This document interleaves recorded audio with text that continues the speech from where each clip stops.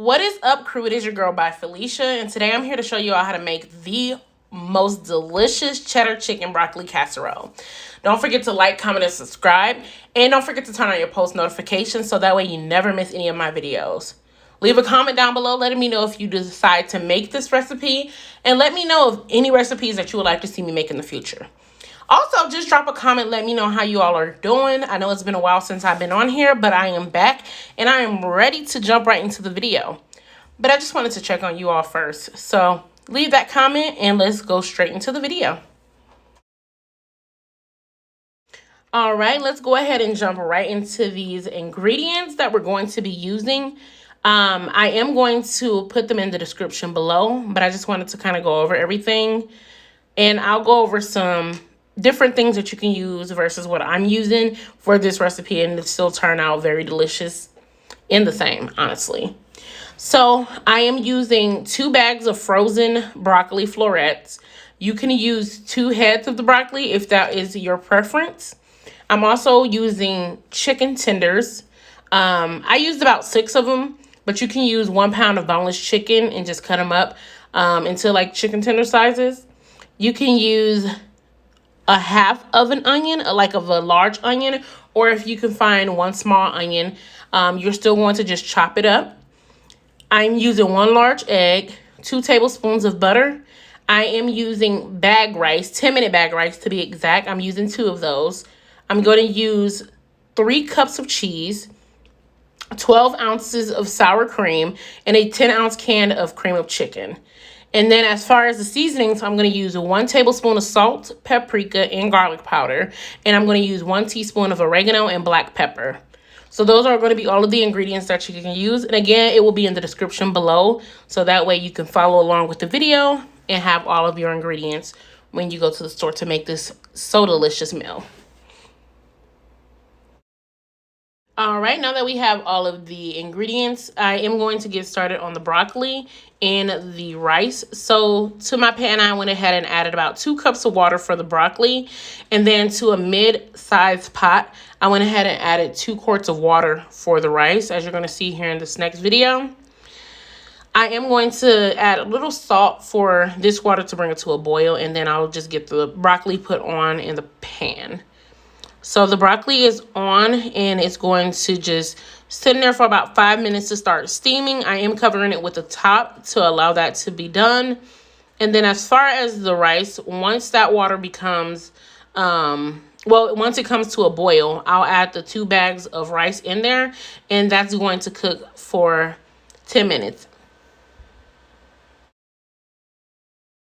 Now that we have the rice and broccoli going, I am going to get ready to go ahead and get my chicken tenders prepped. So I did let it slip my mind at the beginning of the video that I used seasoning salt for the chicken tenders. But you don't have to season your chicken tenders if you don't want to, because there is going to be a lot of seasonings in the sauce that we're using later on in the video. But I like a little bit more flavor, so I am going to add 1 tablespoon of seasoning salt on my chicken. I did wash my hands prior to this, and I am going to wash my hands after, but I am just going to dig into the chicken and mix the seasoning up once I have patted it dry. And I just want to make sure all the chicken tenders get coated evenly, so that is what I'm going to do here. But once I have this done, I'm going to move them to the side, and then I'm going to go ahead and jump back over to my broccoli. Now it's been about 5 minutes and the broccoli is at this point steamed and ready to be taken off of the eye. So I'm just going to go ahead and get the broccoli removed off of the eye, strain the water off of it, and just let it cool and sit for a little bit. All right, so I'm going to go ahead and get the chicken added in here. I am putting the chicken in first, then I'm going to drizzle some oil in there because I did not want to get popped. And I also did not want to get the onions glazed too much by the oil, because the onions are going to go in at the same time as the chicken. I'm just going to put them in their own little corner. But as you're putting the chicken in there, the chicken is going to cook 7.5 minutes on each side, whereas the onions, they are going to cook for no longer than 5 minutes in here. So I got the chicken in, I got the onions in. I'm going to go ahead and just stir the onions up a little bit. And then once the onions are cooked for their 5 minutes, I'm going to go ahead and get those removed out of the pan. And I'm going to go ahead and begin flipping the chicken. So here I am removing the onions. So you don't want them to get too caramelized, but you want them to get done. All right, while we wait for the chicken to finish up, we're going to go ahead and get the rice taken out. It has been, it's 10 minutes. And we're just going to also set that to the side with the broccoli and let it cool for a little bit. Now we're going to let the chicken finish up on this other side. And while we're waiting for that to be done, we're going to go ahead and jump into creating the sauce that's needed. Now that we're waiting for the chicken to finish up on its end, we're going to jump into creating the sauce.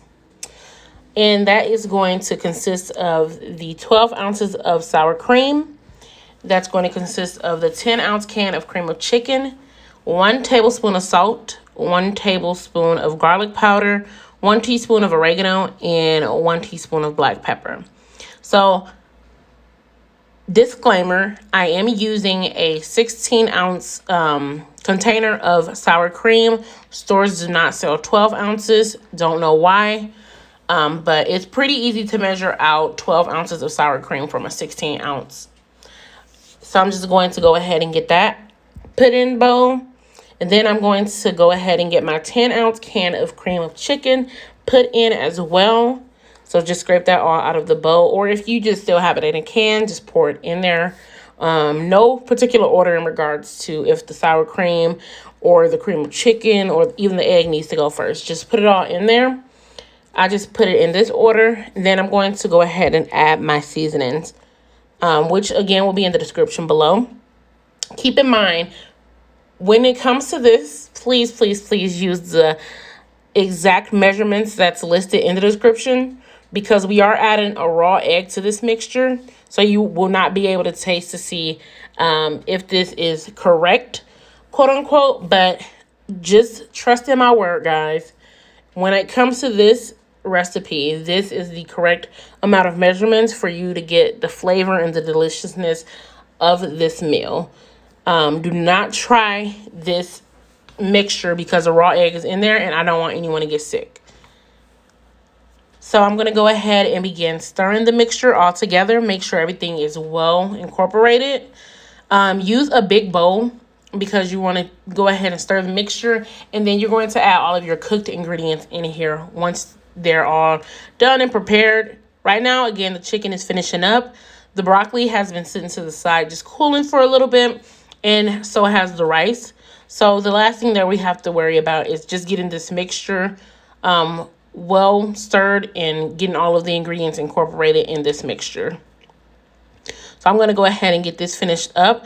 And then once I finish here, we'll jump back over to the chicken and I'll show you all what we need to do on that side. Now the chicken is done. I went ahead and let it cool off for a little bit, and then I began to chop up the other pieces.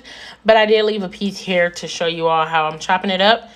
And honestly, you can chop it up in cube shapes, but for some reason, this chicken did not want me to cut it up in a cube shape. So I'll have a little cube shape here, a little shred there. So just chop it up to your best ability. But as long as you get it chopped up where you don't have a big old chicken tender or a big old piece of chicken breast sitting in your casserole, then you should be fine.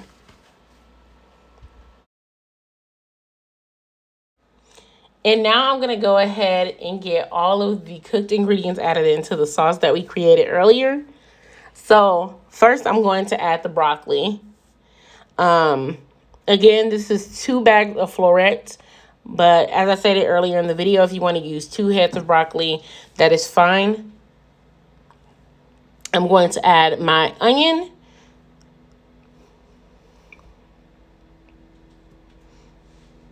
After I've added my onion, I'm going to go ahead and get my chopped up chicken added in here. And this is why it's super important to use a bigger bowl, because you are adding all of this to that same bowl that the mixture is in. So go ahead and get your chicken added in there. And then after I've added my chicken, I'm going to get ready to throw in my rice. Again, that is 2 bags of rice that I am using, 10-minute rice. So I'm going to go ahead and get those 2 bags added in. And after the rice, the last thing that I'm going to add is some cheese, but I'll show that here in just a second. Let me just get this rice added in. If y'all can see, the rice is still steaming. Even though it was sitting for a minute, it is still hot. So be careful. All right, I'm going to go ahead and dump in that second bag of rice in just a second here. And then for the cheese, even though I have 3 cups, I'm not going to add all 3 cups to this mixture. I'm only going to add about a cup to a cup and a half of that cheese before I mix it. So go ahead and add your cheese, and then you can begin to mix it.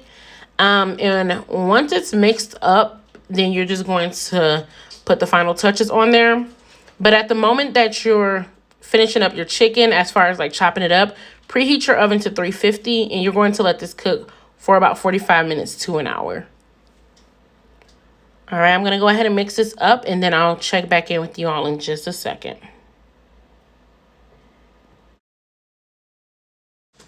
All right, go ahead and grab your pan and your mixture, and then you're just going to go ahead and dump your mixture into this pan here. So go ahead and get it all in there.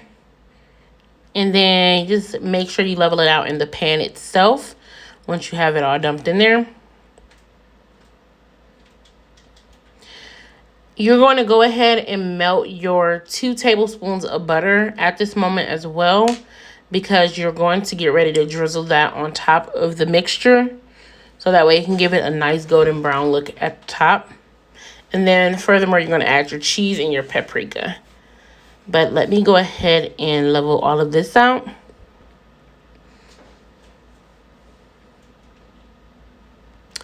Yeah, I'm trying to get it all in there. This is so delicious. All right, so I'm going to go ahead and add the butter. And then I'm just going to move it around a little bit. The butter doesn't really move around that much, but I made myself think that it moved around. So I'm going to go ahead and move it around a little bit. And then after I've added the butter, I'm going to move forward with adding the cheese. So you're just going to sprinkle that over top.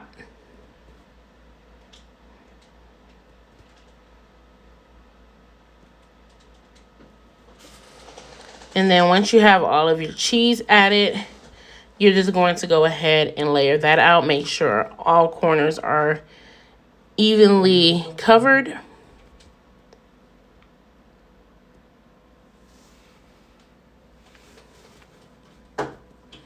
And then the last thing that I'm going to do here is add the paprika.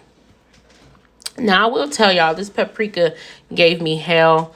I don't know what was going on, but I said, let me be real and transparent with them in this video and let them know that everything does not turn out perfectly when you are cooking, as far as like the presentation side of everything.